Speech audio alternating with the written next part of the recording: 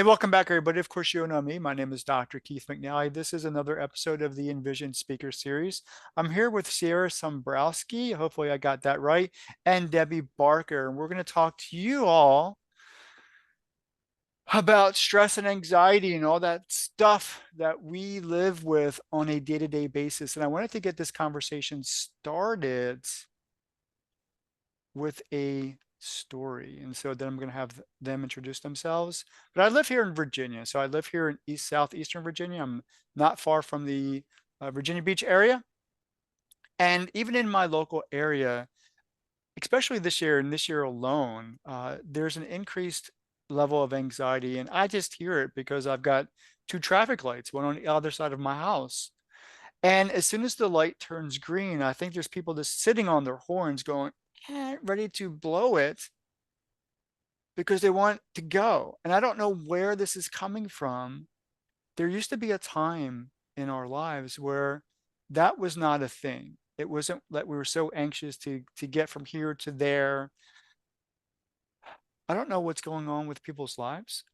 Their home life must be a mess. Their work life must be a mess. They are so stressed, even in the car, that something's got to be wrong. So let's kind of dive into that conversation. But first, before we do so, Sierra, please introduce yourself. Tell everybody why you're here at the virtual table and what you want to get out of this conversation. Hi, yes, thank you so much for having me. And I'm Sierra Sambrowski. I am here at this virtual table because I specialize in helping people through really hard, sometimes dark and challenging times in their life, no matter what those catalysts have been through.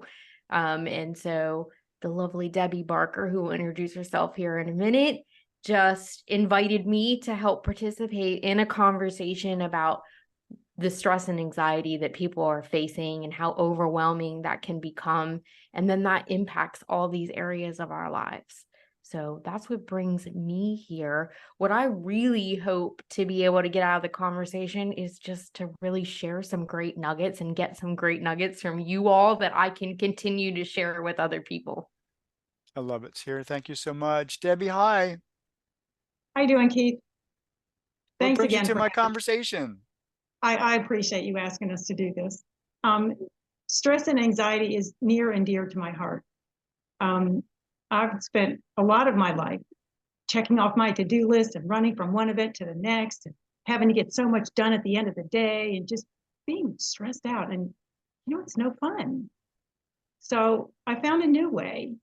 So hopefully we'll be able to give people different nuggets that they can use to start making little changes in their life that all of a sudden they're going to realize, oh my gosh, my shoulders are down. They're not up here at my ears anymore. Just just a way to enjoy the red light. Look at the tree next to the red light. Just little tidbits that hopefully people can step away from and be able to make a change in their life. Well, That's what I'm hoping people will get. let's give them let's give them that. So who wants to start the conversation? So I offered a story, and so I recognize that stress and anxiety is, I think we're at a breaking point in human history because I just see it everywhere. And so I do have many conversations, and even though the people I talk to directly are not necessarily at high stress, they serve clients. They work with people who are at breaking points, and so it is at a level that we need to take notice. And so let's kind of dive into that conversation. Sierra, please, what do you think about what I just said and how we're seeing or experiencing stress today? Yeah, sure. I think that, mental health awareness has reached an all-time high. And I think if anything, it could be catalyst by the whole COVID, the pandemic. And I think it's kind of actually one of the benefits that came out of that because so many people were suffering with overwhelming amounts of stress and anxiety that were impacting their health, that were impacting deep depression, that were impacting their relationships. It's showing up in all these areas of their lives. And they were doing it silently. And I believe from your story, one of the things that jumped out at me was I think, you said, I wonder what's happening in their lives. And I think that's part of the reason why there's so much road rage anymore and why people are so quick to jump on the horn, is because it feels like a safe container to act out all that, seriously, like all that pent up emotion and aggression and all the things you're not acknowledging, all the things you're not processing through. We think we need to compartmentalize things. We think it's safer to bottle things up. We beat ourselves up about saying, I shouldn't really feel this way. I shouldn't let this bother me, and da da da da. But the reality is, then when we get in the car, we act like freaking maniacs, and you're yelling at the person in front of you, and you see this guy flipping you off and waving their arms, right? And jumping on the horn. And I think it's just a larger example. It's kind of the lab version of what's happening internally for people. They're finding these safe places where they feel like they can act out rather than properly process through all the things that are giving them stress and anxiety and all the other feelings that are showing up. And that may just be the case because, I just see it more. And I'm in a small little city. I'm in Suffolk, and so I can't imagine what it's like in larger cities. But Debbie, please, how are you seeing people in your space, in your world, who are stressed, who are feeling high levels of anxiety? What's going on with people? They're just not staying in the present moment. They're hurrying to the next and the next and the next to do. I mean, you can see a mother in the grocery store. She has 2 kids in her cart. She's talking on the phone as she's picking out her groceries. She's not where she's supposed to be. Her head is at a zillion different places. And I think with all the modern technology, nobody takes time to just turn their phone off or silent it and just put it away. Everybody, it's like within arm's length of them, if not, stuck in their pocket or something. And all of the kids, I mean, they don't even know how to talk to each other. They're on their phones all the time.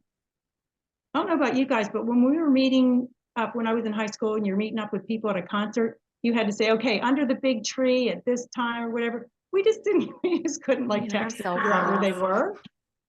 Yeah. So we got some people skills going and some, but I I think all of that is a lot of it is lacking now because people are on their phones and they're not interacting with other people. And so that really does bring up an important consideration here. Technology has removed us from person to person, physical interaction, and that loss of interaction, that loss of community, that loss of connection is making a real impact, and we're seeing it more and more. And so, with that being as it is, how, is there a way to say, it's right here, you know, and I say that, kind of tongue in cheek because you said, can put it away or turn it off. Maybe we can't. And maybe we need to find alternative ways of saying to mentally discipline ourselves and say, hey, because right now I'm in this conversation and my focus is on the two of you and the three of us being able to help people recognize that even though stress and anxiety are real things, there are ways of going about it poorly, honking the horn. There are ways of going about it successfully and saying, let's breathe, focus, and be present. So how do we address that first? How do we recognize when stress is taking over our bodies? Are there triggers? Are there things that we need to be aware of? I think people need to be aware of how their body feels Okay. because most people are going to hold their stress across the top of their shoulders. Some people, it's the lower back. Everybody has their little area that they know when it starts getting tight that they're pushing themselves. They're not paying attention to them. Yeah, I would definitely echo that. It was exactly what I was going to say, is that I believe deeply that even if we've become sort of disassociative from being able to identify and recognize our emotions, what we're really feeling and why we're feeling it, our bodies will tell us, right? I felt a little called out. Debbie said about pulling your shoulders up to your ears. That's something that I was terrible about, and I still can catch myself doing it now. But I have practiced and cultivated a sense of an awareness around that. So immediately when I recognize that my shoulders are up here by my ears, first I drop them. And then I can ask myself, okay, what's really going on right now? Am I uncomfortable? Am I nervous? Is this feeling confrontational? What's happening here? So I think, yeah, whether it's tightness in the chest or your stomach starts to turn, or I know somebody whose eye twitches. I mean, our body will signal to us when we are experiencing some kind of stress. So let's talk about that just a bit more because I want those in the audience to recognize, because they may not literally understand the connection between what their body is doing. Literally, it's acting in some way, it's behaving, it's responding in some way to what's going on with them, either internally or externally, the pressures put on us by work, by life, whatever, or maybe they're not reaching a goal that's an internal goal that they wanted to achieve, and their bodies feel it. And so let's kind of talk about how that what that looks like. And so you said the shoulders, and sometimes for me, um, it's my stomach. I know when my stomach is acting up, I got to pay attention. But what are some of the other things that people can tap into and begin to recognize that that would cause them stress? One thing is eating on the run. I mean, okay, I'm hungry, but I have to get out the door. So I'm just going to stand over the sink and I'm going to get that leftover pizza and I'm just going to shove as much as I can in my mouth. And then out the door I go. Talk about stomach. I mean, that right away is going to set your stomach off because you're not sitting quietly at a table and enjoying your food. You don't even know you're eating it. And that's what happens with a lot of people. Or, they're racing around. All of a sudden they realize, I can't put this shoulder down. I've tightened it so much that now I'm going to have to go and get something taken care of because it's too tight because we're not paying attention to ourselves. Sierra? Yeah, I was gonna say, I think, I mean, that's great, right? It's about being able to, again, kind of have awareness about our behaviors. So one of the things that jumps out at me too is that, are you finding that you really have like no joy anymore? Like you aren't laughing every day. You don't find pleasure in the things that used to, bring you pleasure. Like it used to bring you pleasure to have game night with your friends once a month. Now it feels like a chore, or like another obligation. You used to love to sit and read. Now you can't even imagine the fact that you would give up 15 or 20 minutes when you should be doing something else. And so I think anytime we can start to pay attention to those behaviors and look for the things that we used to enjoy, or the fact that we used to be more joyful, find more happiness, more laughter in our day, and we don't anymore, that's also a really strong indicator that you're being overwhelmed with stress and anxiety. So looking at that a bit further, how are our emotions tied to stress and anxiety? Because we are, well, is stress and anxiety an emotion, or is it a response to uh, something external, internal? Because I'm not a stress and anxiety expert, and I'm asking the experts, what exactly is that? Well, to me, it's different for every person. What could stress out one person, the other person would be laughing at, like, that stresses you out? What's the big deal? So we all have our own little stressors that have been with us. And, when you don't pay attention to something, it just keeps getting worse and worse until you finally deal with it.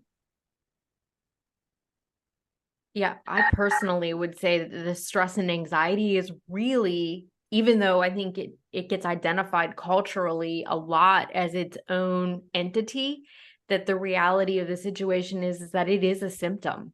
It's a symptom of, why are you rushing around and doing 10,000 things and taking on all this responsibility that's bringing you stress and anxiety? Fear, largely. You're afraid that people aren't going to love you, that they're not going to think enough of you, that they're going to reject you in some way, that they can't see your own value. I think it can be a result of sadness. We're overcompensating, trying to keep ourselves busy rather than deal with whatever the original spurring emotion was. Anger is another thing. I think hoarding onto anger can often come out as you feel agitated and constantly kind of frenetic all the time, and you need to be keeping busy because it's the way that you don't explode. So I personally do think that stress and anxiety is really more of a symptom, a condition that comes out of not processing, not facing and acknowledging the real root emotion that's happening. So in the work that the two of you do, it sounds like the first thing that we have to bring people into acceptance is what it is and how you're experiencing it. But how does one begin to heal from that?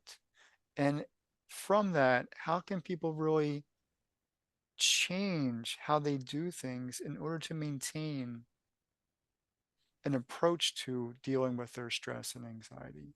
How do we heal from this? What are some steps? I think the first step is to acknowledge that that's what's going on in your life and that you want to make a change. Okay. You don't That want to can be make a difficult. change. It is, Yeah. but you only want to do little baby steps at a time because you want it to become like a habit. Like, this is my new way I do things now. So if you try to do 10 things, it's going to get too overwhelming. So you have to pick one thing that comes to your head first, or you can identify with. And then just do that little thing every day.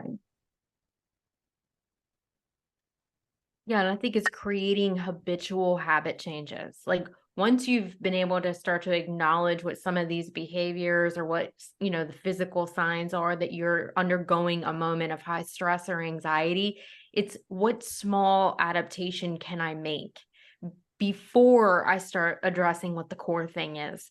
Because first, we need to be able to start to manage that initial response and reaction right away. We need to be able to get ourselves to calm down and be able to be more present and be more centered. Because when we're all stressed and overwhelmed and anxious about something, the thinking mind is completely lost It's and gone. you're just totally reacting, right? So it's about being able to first recognize and acknowledge that something's happening and I'm being triggered in some sort of way, that I'm acting out. What's a different approach I can take to make myself feel even 10% better than I do right now? Like, I'm not saying take on habits and adaptations that are going to take it away entirely, but if you even just focus on reducing the amount of stress and anxiety you're having 10% into that for 10 minutes, that is something. It is better. And it allows you to create more and more space so that you can go to the point of starting to be curious and starting to ask yourself, what is really happening here? What is really my underlying emotion? And then you can start to move into steps for healing in a deeper way.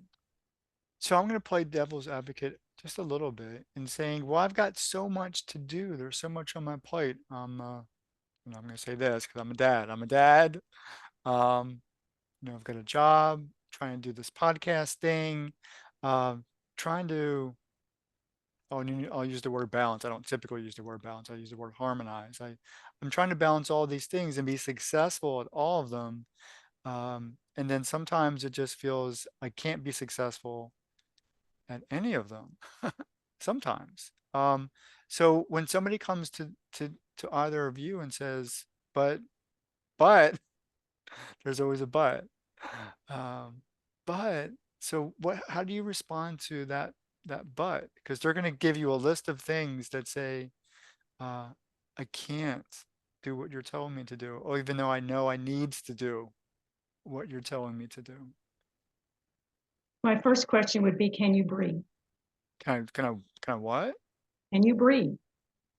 What does that You're, mean? you're, Because I you're naturally breathe, but okay. you're trying to So, tell me. so there's a technique called the 3x3. It's a TED talk, and you control it with your breath. Can you And all teach you're me? doing is you're naming 3 different things in the room, and you're breathing slowly in and out between each one. So you're going to say, that's a window. You're going to breathe it in deep and exhale it out. Then you're going to do another object. You do 3 objects. You will feel different at the end of that. And all you're doing is breathing. It's going to take you 30 seconds or less. Okay. And what is that going to help me do or accomplish at the time that I'm doing that? It calms your mind and your body down. So all of a sudden you're going to realize, okay, I was really wigging out. I don't need to go there. That's not what I want to do right now. And I realize I'm frustrated because I want to have some extra time to play with the kids. And it looks like I'm not going to. So I'm going to make a choice. Am I going to do what I think I have to do, or am I going to listen to my heart and go play with my kids? You get to make that decision. Okay. It's like a little reset. Now, I know from my experience that if I were to try that one time, it may not work the first time. So is it okay to do it more than one time? Is it okay to do it Yep. until I actually feel that I'm back in control? Oh, Or sure. should, You can do it 6 times. You can do it 9 times. It just depends on how stressed out you are at the moment. okay, well, sometimes it can get really, I'm telling you, trying to balance a couple of different things and then raising a 13-year-old can be rather challenging. Oh my Um, goodness, and the hormones associated with that age. and she's a girl too, right? And so Sweet everything that I'm Jesus. trying to do, and of course, just being a dad, you want to be the best dad possible. Right? Um,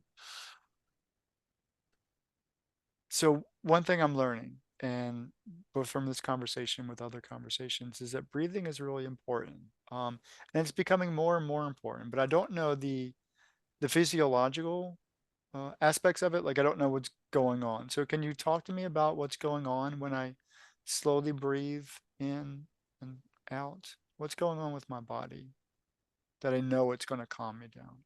And either of you, I don't see her because I don't want you to feel put out.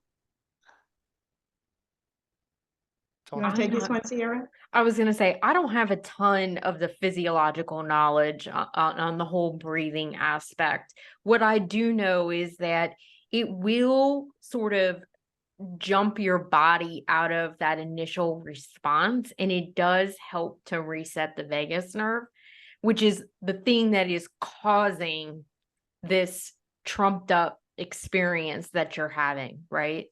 Mm. Um, that's about all I know about the breathing thing. Other than it works, but you do have to do it like So a have you lot had, some days. have you been able to use a breathing technique to kind of put yourself back into focus?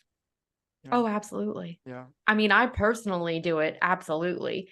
Anytime, again, I'm very centered on being able to recognize what is physically happening in my body.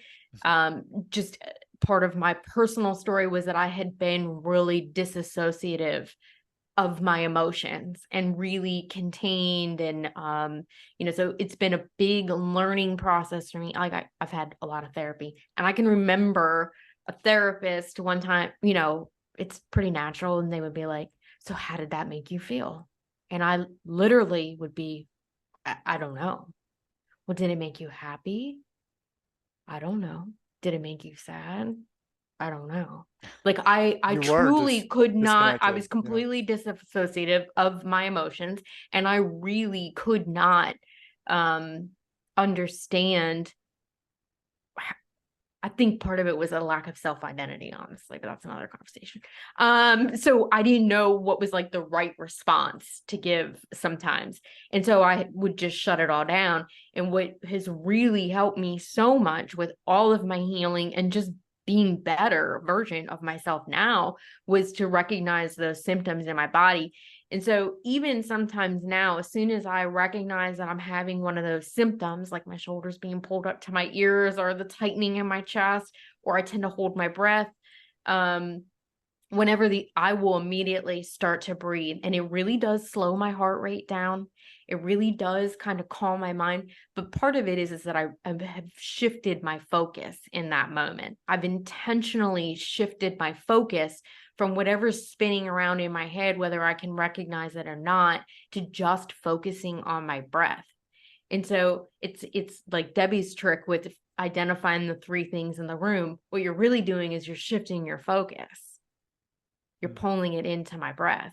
And so it takes, your brain can't do all these different things at once. I mean, it can on a certain level, but you can't be controlled by thoughts that are spinning around and also focus on your breath at the same time. And so there's times where I realize that I'm having a response and I don't even have the ability or the space right then to dig into it. But I've trained myself to be able to come back to it and go, okay, what was happening in that moment? But focusing on my breath and taking those breaths will immediately calm me down. So it does work for me. Debbie? I think it works for a lot of people. Okay. I've never bumped into somebody that didn't do it and didn't feel better when they finished. No, I could It takes see that practice. being practiced in the car, going back to my car story earlier, is that Mhm. who is, waiting for the light to turn green, feeling anxious, if they can, really center themselves and give themselves a focus. Not the green light, not the red light, not the car in front of them. I think one of the two of you said, is there a tree out there? Yeah. Is there something out there that I could look at, focus on, center on, and then breathe in slowly, exhale slowly. So what would be the next step? Once we're able to address the immediate concern,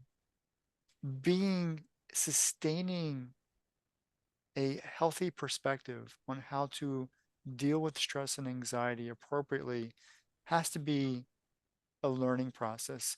What is that learning? What is that learning process?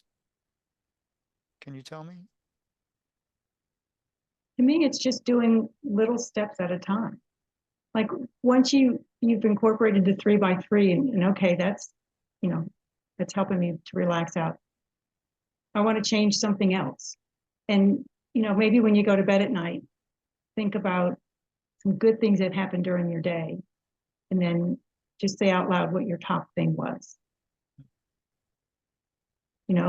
And it could be that you had a really bad day and your top thing was, my teeth felt really good when I brushed them. I mean, you might have to get to that some days, but it's I'm totally there. I mean, that's how it is sometimes.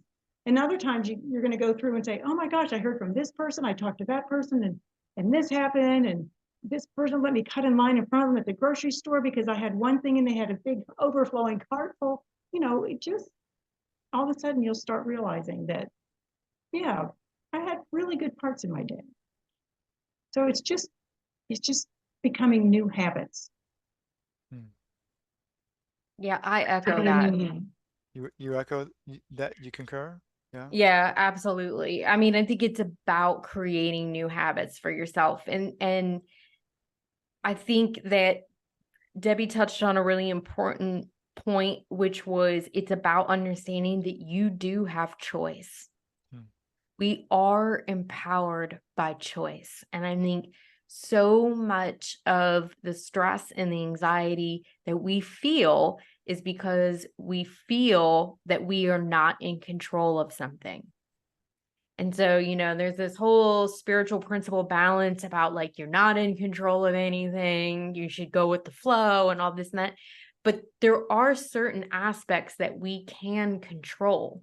And when you allow yourself to not be pushed around by life and habits and responses and say, actually, I can choose right now to take up one of these new habits and start having a different response to this.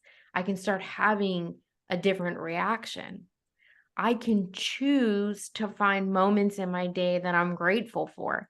I can I can make a choice that every day I will give myself one simple pleasure, whether that's taking your coffee out on the porch for 10 minutes, whether it's letting yourself have the cinnamon bun for breakfast or ice cream or whatever your thing is, right? But we can decide that we have power and control over at least bringing ourselves one moment of joy and pleasure every day. And I think that's a great other thing to start trying to incorporate, besides also the gratitude thing is always good. And yeah, sometimes your gratitude is just like Debbie said, Something it's my simple, teeth felt or clean. yeah. Yeah. I, c- Yeah. I, c- I I could put tell. fresh sheets on the bed today, like I love that. That brings me a lot of joy. I know it's super weird, but I'm grateful that I have laundry and more than one set of sheets that I can put fresh sheets on the bed. And I love going to bed. I love going to bed with fresh sheets. So that's my thing. And there really can't be too much, you know, better things out there than after a day and your body's tired and your mind is tired, and you know there's a place of comfort that you've designed for you to rest that night. I think that's really dynamic. Yeah. And that might be your thing. Also, just being able to like beautify and make one little corner, if that's your thing, right? Make one little corner in your house, like just your favorite place to be. So that when you are feeling stressed and anxious, okay, how much time? I only have 3 minutes. Doesn't matter. Go to that corner and sit in your favorite reading chair for 3 minutes. Just sit there, you know, being able to find those little spaces for ourselves that just make us feel more relaxed and calm, and have that moment of gratitude, have that moment of pleasure and joy, will make the difference. So we've taken our audience from an understanding of how their body is responding to the stressors in their life, whether external or internal. And we've taught them, and we've told them that they should reacquire some type of focus and then to breathe. And now you're telling me find a place and create habits that are moving you in a space that is more comfortable, more calming, more soothing, more peaceful. With the amount of time that we have left, what those gold nuggets, I think one of you mentioned those gold nuggets that you want to leave the audience. We left them with a lot today, but surely there's something else. There's this pot at the end of the rainbow, this gold at the end of the rainbow, and we've come there. What can we empower now? What can we empower our audience to do today from both of you to make this day a little bit brighter and a little bit better so that you can feel less stressed? Please. I say just sit and look out a window. Just Talk to notice me. what's happening. Okay. I'm here in Georgia. We still have, some leaves on the trees. And when the wind kicks up, it's so much fun to watch the leaves just dance in the wind. Or the bird that comes flying by, or the squirrel that's sitting there eating on the deck. Just enjoy the little things that are happening out the window. I love it. Sierra? Yeah, I think, to kind of carry that journey all the way through, to say, okay, you're going to do these things, you're going to start to have awareness, you're going to start to create new habits, you're going to start to be able to recognize more joy, you're going to, and things to be grateful for. I think the end of that is knowing that it really is a bridge. We really can move from a place where we are constantly or feeling almost constantly under stress, anxiety, disconnect, unhappiness, And we can cross that bridge through these steps that we talked about today and get to a place where that is not our normal anymore. Not saying it's never going to happen, but it's not our normal. It's not our 24/7. It's not, 7 days a week anymore. It's just something that happens in moments. And so to leave and know that these steps and many others, there's tons of resources out there, really do work.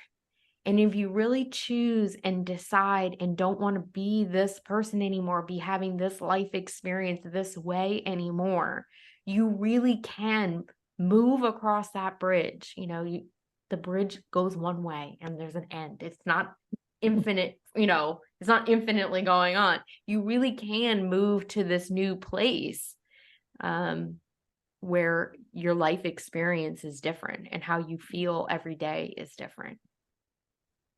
I don't think there's any better way to end this conversation. Sierra, Debbie, thank you so much for joining me on the Envision Thank Speaker you. Series.